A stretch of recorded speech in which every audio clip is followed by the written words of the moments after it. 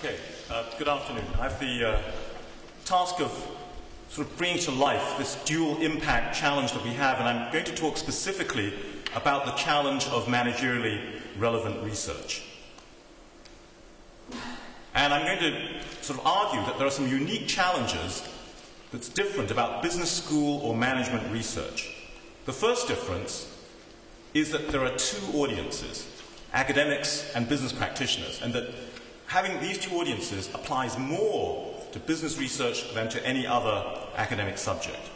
And the implications of the two separate audiences is the problem that academics are outside business organizations, as a result of which we cannot directly participate in or easily observe what is happening inside.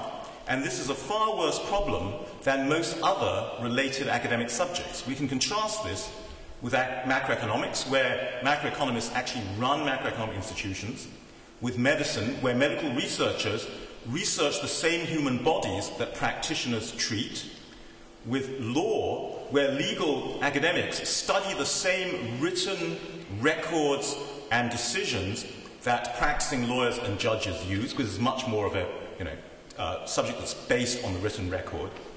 Engineering, where the academics are designing and doing research on the same physical structures that practicing engineers build, so it's a hard science, so they have this very direct connect. Politics and government is more like management, more like business management, but with one big difference. There is a much larger public record, and a lot of politics goes on in the public, so that the academics have a much more access to what is going on there. History, the great thing about being a history academic is that the people you're studying are all dead. They are not creating more history while you try to study it. So, there is a record, you can dig up the record, you can argue with other academics, but Julius Caesar never comes forward and says that you are wrong. And finally, literature. If you're a literature academic, you can be a practitioner yourself, and many literature academics, of course, themselves write books, poetry, and plays. So my argument is that in similar subjects to related subjects to ours, academics are much more connected to practice than we can be. Here's another test that I apply, the job test. I already mentioned macroeconomists. So macroeconomic institutions are run by economics PhDs. So it shows the close connection between what macroeconomics PhDs do and the field that they study. In contrast, who runs companies? Well, companies are run by MBAs, not management PhDs. I mean, this is a real sort of test, an independent natural experiment to show that management PhDs are disconnected from business. Because if management PhDs were close to business, they would end up running the companies. And yet there's this big disconnect. It's MBAs who end up running companies. So let's look then at what sort of research is useful to business managers. Well, very much it is not tested hypotheses with probabilistic predictions. Because they always say, well, my company is unique. I don't care whether the probabilistic prediction is about the average, the frontier, or the laggard. What about my particular company? And what they're far more interested in is pattern recognition. So they want research that tells them, you're in this kind of situation, you're this kind of company, therefore this type of strategy is more likely to succeed than another one. What is the pattern? They go in for pattern recognition, and this is what, in particular, general managers do. So the question they ask themselves is, does this configuration of external circumstances mesh with my particular configuration of strategies and actions to produce a successful outcome for my company? And this is why they're not interested in reading about the outcomes of statistical studies, and they're interested in detailed studies. So to sum it up in one phrase, they're interested in granularity, not generality.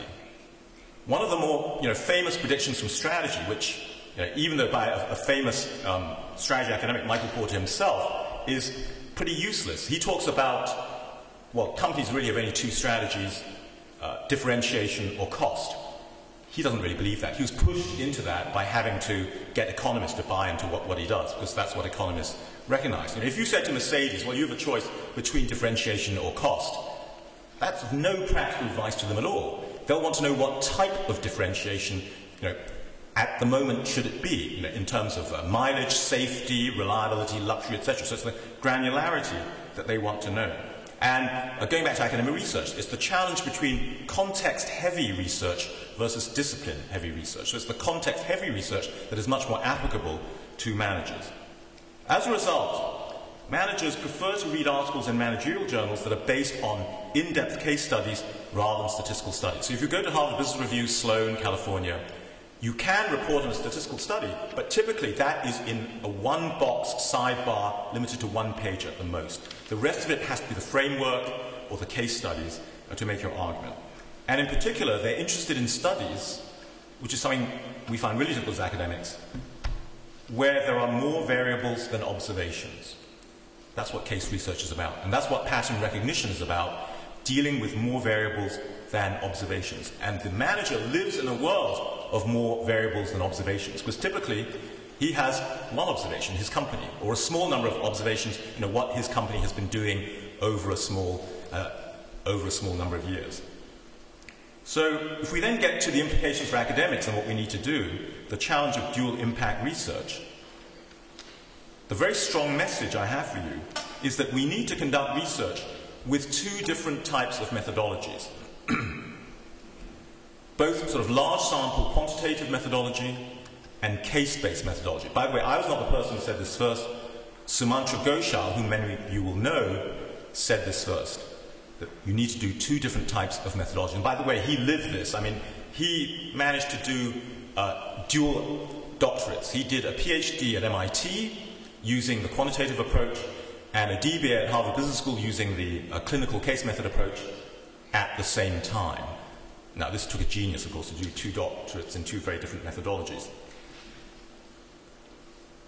And it's not just a case of, quotes, translating academic research for a managerial audience. I actually hate that term, translating. It is not a case of translating.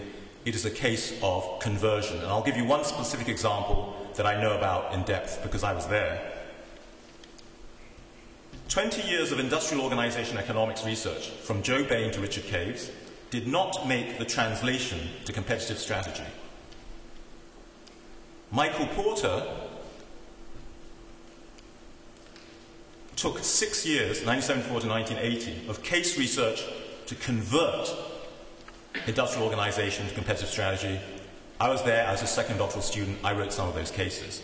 Now, I don't expect you necessarily to spend 6 years doing this, but it means that you need to design research with twin methodologies. It's not just a case of doing the purely large sample quantitative methodology, publishing in AMJ, and then say, oh, now I'm going to write a piece for HBR. Because you're not going to have the raw materials to write for HBR unless you've designed this in from the beginning. And lastly, let me say a little bit in terms of targets. Sometimes people think that I want to shift us all the way back to publishing only in managerial journals. Well, right now at RSM anyway, we publish 300 articles a year. And many of you may not know what percentage of those 300 articles are in managerial journals such as HBR, Sloan, California, and so on. It is 1%, 3 articles, and it is not in the top-tier journals like HBR, etc. It's in second-tier managerial journals. So my target for RSM is that we increase this share by 1% a year to maybe 5–10%, but in the top-tier journals. So if we could publish 3 in HBR, Sloan, California in 2010, that would be fantastic, and 6 in the following year. And don't worry, we'll never get to 100% because it would take 100 years anyway, and that's not our target. So even 5% would be fantastic. And a closing example, again, of this type of research, in the field of strategy and organization, a lot of it is about making elephants dance, how to get the large corporation to be agile. So how do we do research about how to make elephants dance? You're not going to be able to learn about this by observing large herds of elephants from a distance and measuring statistical properties of them. You're either going to have to get on top of the elephant or underneath it. Good luck.